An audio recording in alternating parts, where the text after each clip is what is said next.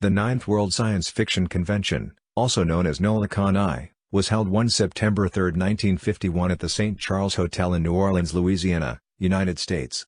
The chairman was Harry B. Moore. The guest of honor was Fritz Leiber. Total attendance was approximately 190. The at-the-door membership price was US $1, the same price charged from the 1st through the 12th WorldCon.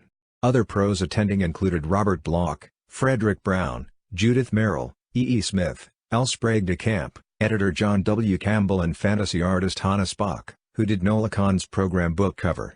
Famous fans present included Sam Moskowitz, Wilson Tucker aka Bob Tucker, Dave Kyle, Roger Sims, Terry Carr, and Lee Hoffman.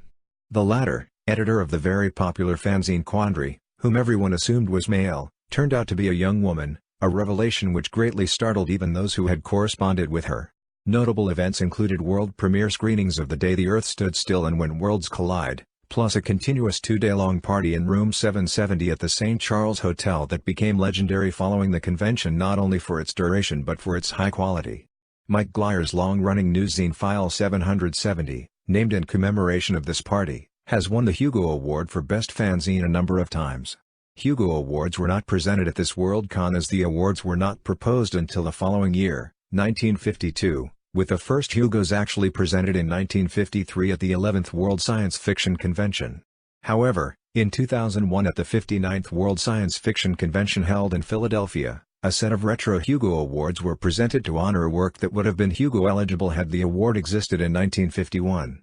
A certificate of merit was presented to representatives of The Day the Earth Stood Still by the NOLACON I chairman, and this was reported on Movietone News at the time. In science fiction culture, NOLACON is a plot point in the case of The Little Green Men, the first novel by Mack Reynolds, which is set in part at ANCON, a fictional version of the 10th World Science Fiction Convention held in 1952.